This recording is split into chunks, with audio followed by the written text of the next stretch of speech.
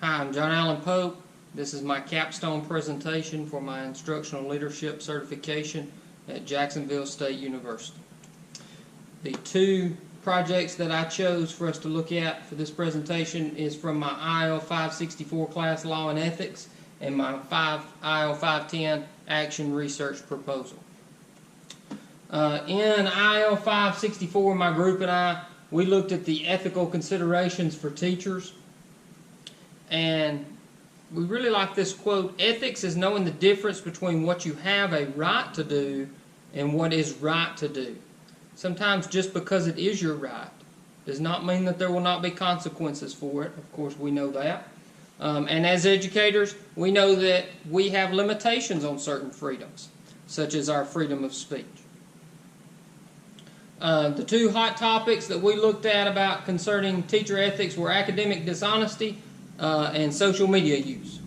The first one that we looked at were on cheating scandals, on state assessments. Of course, we've all heard of some of the major ones like the Atlanta cheating scandal and so on. And what creates these cheating issues? What's causing them? The accountability that's placed on the schools, the district, is passed right on down to the administrators, which passes it right on down to the teachers, which then is passed right on down to the students. School accreditation, school report cards, all of those things, college and career ready standards here in Alabama, the ACT, all of that, that's all we hear, and it just mounts and mounts and mounts. How do we fix this problem? Number one, we're professionals. We shouldn't be cheating on these. We should do our job day in and day out, and our students will be successful. As far as things we could do, change up and use multiple forms of assessment.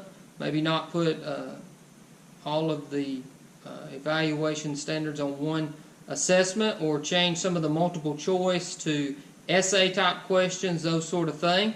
We need to keep providing ongoing professional development for our teachers so that they become stronger in their teaching strategy and methods, feel more confident in themselves there, as well as PD on test taking. Be very clear about the consequences that can follow for breaking test taking protocol and so forth.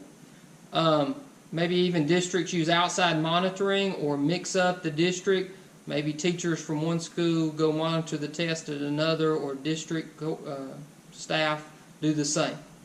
And of course, in our day and age, technology is always improving. So as educators and leaders, we need to keep our eye out for new technology that may be used to better serve our students and cut down on things such as test cheating. Looking at social media, of course, this is one of the hot topics. Always people doing crazy things on social media. Social media is not necessarily always a bad thing. You can learn a lot of things from social media. There's good things out there for teachers.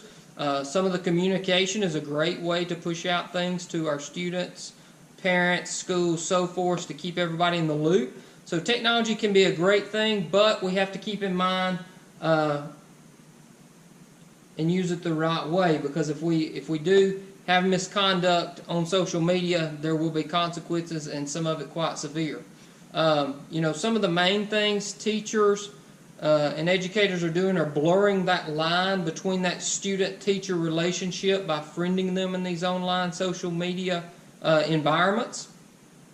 Posting comments or photos of questionable content, even when teachers are off duty or on vacation or just out with their friends. They're posting these pictures and videos of them drinking and that sort of thing. Just keep in mind that people are still watching you, and depending on where you live in your community, may be looked at even more differently there. Teachers and educators posting inflammatory comments about their schools, their district, their administrators, co-workers, or even their students. I mean, number one big no-no, don't ever post anything about your students, and definitely don't ever use their name. Just just know that if you put that stuff out there, there's going to be consequences, including suspension, termination, or even loss of certification. Been to a law conference recently, and again, they're still talking about all of these because educators continue to put this stuff on social media. It is not private. Once you put it out there, it is there. So some advice for educators as they do use social media. Just use common sense. Use it in ways that can be helpful to you in your classroom or your school. But again, just use common sense. Maintain that professional distance between yourself and your students. Avoid friending students on social media. Some districts have even made it part of a policy that you not friend your students. Keep in mind, as educators and teachers, not all of your freedom of speech rights are upheld. Keep in mind that there are limitations to that. You are allowed to post as a matter of public concern, but as these courts hear these cases from these districts, they're applying that Pickering test to decide whether or not your comments or your actions online have disrupted the school's learning environment. Okay? Just think before you post. If it's questionable, just don't post it. You do not have to post it to social media. We don't have to know everything you're doing every second of the day, even if you are having a great time. Here's a list of the Alabama Instructional Leadership Standards we mastered in this project. Moving on to my second part, the IL 510 Action Research Proposal. I worked on this project alongside the administrators at Plainview High School. We got to looking, the principal, we worked together, and he got to really talking about teacher attendance becoming a problem. So we started using the ASOP Frontline Absence Management System to look at some of the data for the school, and we saw a large number of absences overall, and then we even focused in on the 8th grade where we saw that there was a negative correlation to the teacher attendance and the state assessment performance by the 8th grade students. So our plan was that if we could decrease the rate of teacher absences, it would help us increase the student proficiency rates for those 8th grade students in math and reading. Kind of what brought us here again, we saw that the 2013-14 civil rights data collection, when it came out, 60% of the 75 K through 12 teachers at Plainview had 10 or more absences. That is a large number of absences. On average, the U.S. teachers, on average in the U.S., teachers are present 94% of the school year. And in relation to what that means, a 187 day school year, on average, teachers are absent 11 days. Plainview is a Title I school for the high number of free and reduced lunch students they have. So again, they fall in that category for having kind of followed the trend from the reading that teacher absence rates are higher in schools that do serve those low-income students. Another thing to consider is that when teachers are out, there's obviously a financial cost to bring in substitute teachers. So that's putting a financial burden on the school when they have to pay for it out of local funds, or on the district when they have to pay for it, whether it be for a sick day, personal, professional, non-PD, bereavement, whatever the case. We were looking at all absences if the teacher was out of the room, basically. These teacher absences negatively impact student performance. A lot of the literature we were looking at, there's a lot of they seem to agree that there's a direct correlation between teacher attendance and student achievement. Teacher attendance also negatively impacts school culture and daily operations. When people feel like they can just take off and it's not a big deal, that's part of the culture. We need to change that culture to where if we're going to hold our students to high accountability and expect them there every day, we expect our teachers to be there every day. Daily operations, we've got a lot of safety issues going on in education right now with school shootings, etc. If you have a high number of your faculty out each day, then that becomes a safety issue. And the main thing, when teachers are absent, students are the ones who suffer. We're the professionals in our field. We're the masters of our field of study, per se. We know these teaching techniques, not the substitute teachers. So students need to have that teacher there. Here's the data we looked at, comparing those teacher attendance rates for 8th grade teachers to the percent that tested proficient in reading and math on the Alabama ACT Aspire test.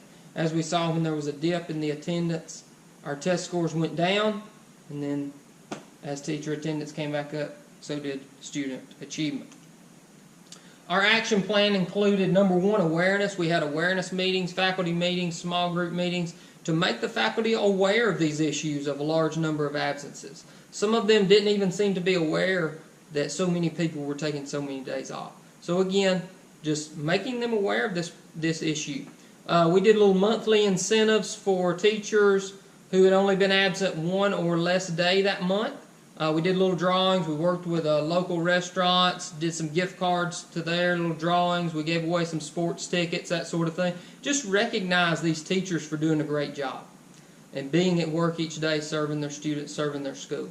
All of this is basically just to help improve the culture. Again, holding those students to high stakes, high accountability, same thing for us teachers. And we just want to create that new norm. We work 187 days a year, and we should try to be there, if at all possible, all of those days. Of course, real life does happen some, but if you can be at work, we were telling them, please be at work. Our results were a little bit shocking. When we did our latest check today on our attendance rates so far this year, looking at the grade 8 teacher, the attendance actually dropped to 88.26%, which is down a few percentage points. Overall, the K-12 teacher attendance rate was 93% at Plainview currently. We do have an ongoing problem. Just looking a little deeper into those grade 8 attendance rates, we saw one teacher had 21 days they had been absent. However, 18 of those were professional development non-PD. Only a few of those had been sick days. Another teacher was out 11 and a half, but they were all sick and personal. One missed 13.5 days. 8 of those were PD, non-PD. 18 and a half. Another teacher had 18 and a half days out, and 8 of those were for professional development, non-PD. So again, we got to keep in mind that even this professional development or any other trainings or clubs we're sending these teachers to does affect time that they have with their students. So we thought that was pretty alarming. The results were not exactly what we were looking for. We did have a few things this year. A lot of people were out with the flu, some of those, sick family and everything, and we do understand that. Some sporting events caused school to be let out early there several days. But where do we go from here? Number one, we're going to come back and address the faculty and kind of go from there. We're going to seek the district help. We're going to bring this to their attention and even see about maybe some policy revisions about either capping the amount of teachers that can be out each day or have to have approval for personal days, that sort of thing. And another plan was to better strategically plan our work days for meaningful PD those days and maybe not have to miss as many instructional days if we use our 10 work days a little wiser. And here is the Alabama Instructional Leadership Standards I mastered through my IL 510. Thank you for your time.